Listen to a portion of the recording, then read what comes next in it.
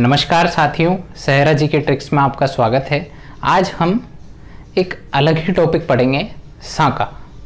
भाई साका जो वर्ड है ये सुना सुना लगता है। जो न्यूकमर हैं वो इस बारे में कम जानते हैं, जो पढ़ रहे हैं, डीपली पढ़ते हैं, उनको इस बात का पूरा नॉलेज है। और एक बेसिक टर्म है, इतना तो आना भी चाहिए। अगर आप कोई भी कंपटीशन एग्जाम फाइट करना चाहते हो राजस्थान से रिलेटेड, तो आपको इस वर्ड का मतलब पता होना चाहिए, ठीक है। लेकिन फिर भी बच्चों को नहीं पता होता, तो मैं एज ए जीरो लेवल आपको बताता हूं कि साका और सती में क्या डिफरेंस है, ठीक है। भाई सबसे पहले तो अपन देखते हैं साका। भाई साका में कितने वर्ड हैं?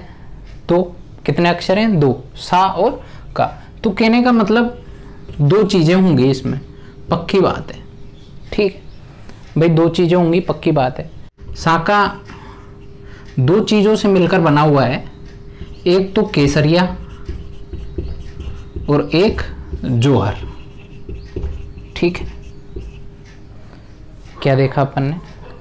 साका दो चीजों से मिलकर बना हुआ है, एक तो केसरिया और एक जोहर, ठीक है। साके का मतलब क्या होता है? साके में बड़ी संख्या में मृत्यु होती है, ठीक है। अपना प्राण न्यौछावर कर देते हैं, आत्म बलिदान कर देते हैं, ठीक है। और दो प्रोसेस से मिलकर साका बनता है, केसरिया और जोहर। केसरिया व्यक्तियों द्वारा किया जाता है, पुरुषों द्वारा, और जोहर महिलाओं द्वारा किया जाता है, ठीक है। जोहर महिलाओं द्वारा किया जाता है और केसरिया पुरुषों द्वारा। भाई क्या होता है इसमें? जब भी पहले किसी राजा महाराजा के टाइम पे विदेशी आक्रमण या स्थानीय आक्रमण होते थे, वैसे स्थानीय आक्रमण में कम देखने को मिलता था, ऐसा नहीं मिलता, विदेशी आक्रमण में ही देखने को मिलता था ये साका, ठीक है। तो विदेशी आक्रमण में क्या होता था? विदेशी राजा यदि जीत जाता था तो वो क्या करता था?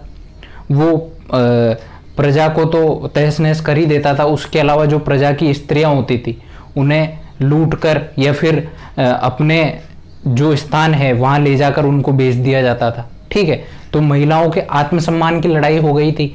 भाई अगर अपन हार गए तो उनको पता था कि हमारी इज्जत खराब हो जाएगी, तो वो क्या करती थी? अपनी इज्जत को बचाने के लिए जोहर का तरीका अपनाती थी।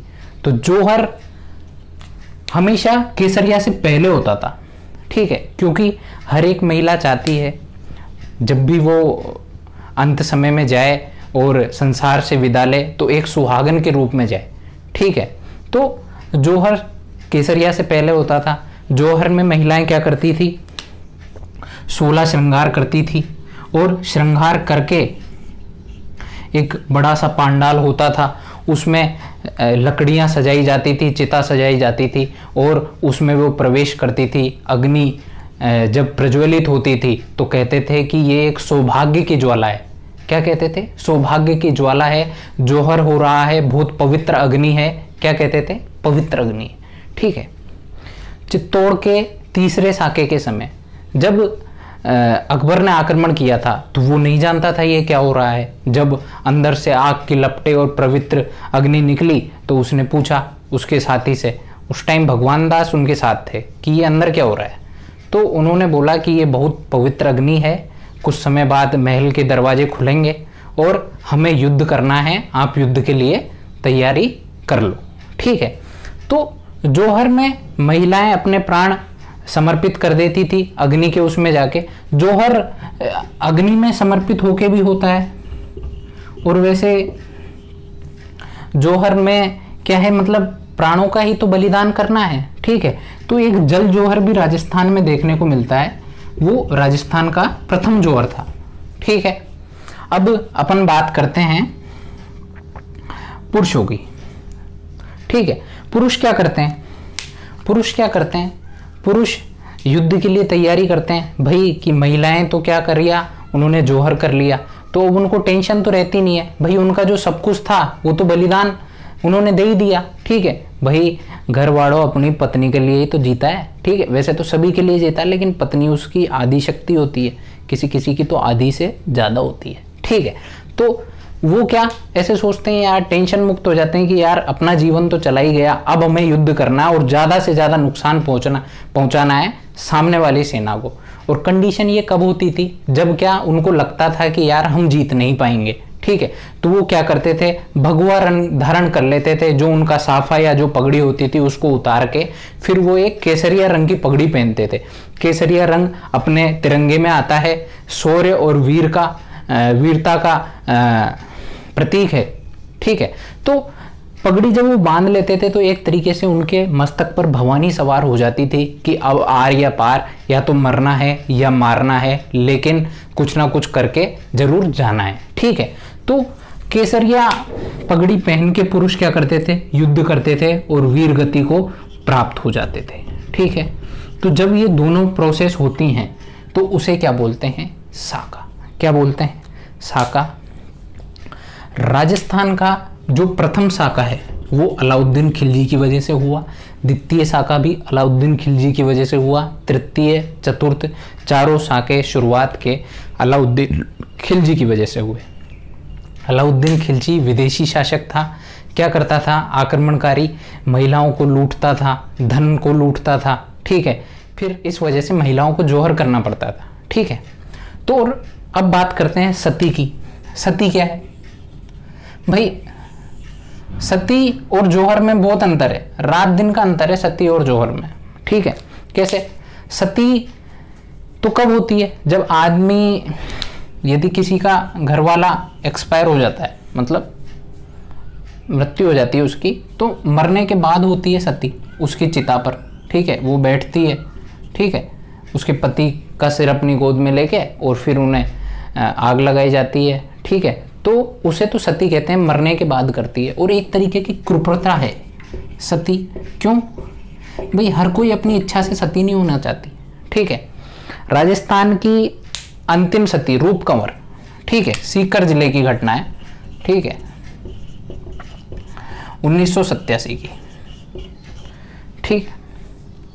18 वर्ष की आयु में एक लड़की सती हो गई, एक महिला सती हो गई, तो उसके बाद फिर एक कानून आ गया और कहते हैं कि कहानियाँ सुनाई जाती है कि रूप कंवर सती हो गई, किसी ने आग नहीं लगाई, आसमान की तरफ देखा, अपनी आप अग्नि लग गई, पवित्र अग्नि जल रही थी और रूप कंवर माता बन गई, तो सती माता बन गई। तो अब पता नहीं कितनी सत्यता है इसमें, लेकिन फिर भी सती होने पर फिर रोक लगा दी गई, ठीक है।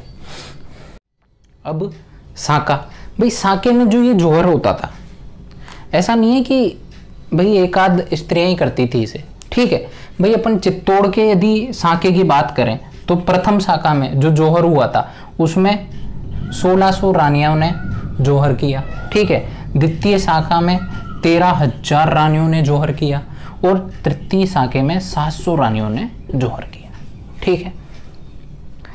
बड़ी संख्या में रानी कुर्बानी देती थी, जौहर करती थी उस टाइम पे। अब तो ये सब होता ही नहीं है, ठीक है। तो और एक होता है खडाना साका।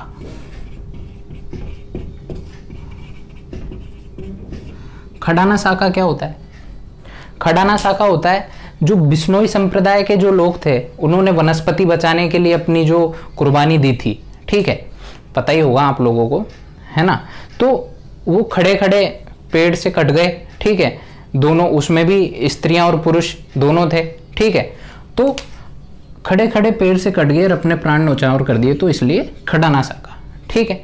इसके अलावा साका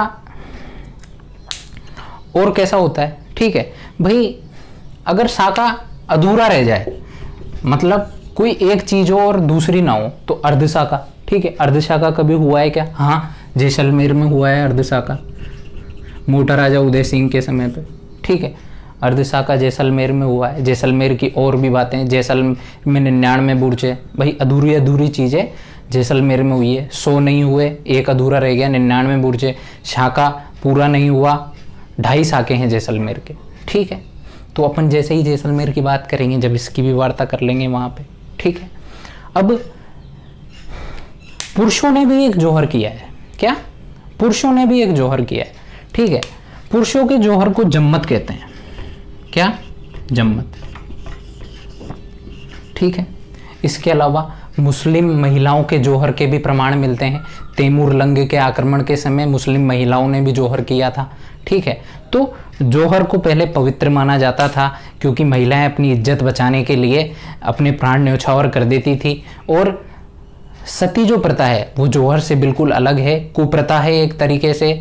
अगर किसी की महिला की इच्छा ही नहीं है अंदर से, तब भी समाज वाले उसे पीड़ित यातनाएं देते हैं कि आप सती हो जाओ, आपको पुण्य मिलेगा, इस तरीके की उसे सलाह दी जाती है। तो कहीं ना कहीं सती एक प्रकार की कुप्रथा है जिस पर अब रोक लग चुकी है पूर्णतः। ठीक है, अब तो काफ़ी आ जाती हैं, विधवा विवाह को भी मान्यता मिल गई। तो यही इसमें अंतर था। अब नेक्स्ट लेक्चर में अपन रणथंभौर के चौहानों का अध्ययन करेंगे क्योंकि वहाँ पर शाखा से रिलेटेड टर्म आती, इसलिए मुझे ये टॉपिक पहले बताना ज़रूरी था। ठीक है फ्रेंड्स, तो पढ़ते रहिए, लगे रहो, अपना ध्यान रखो।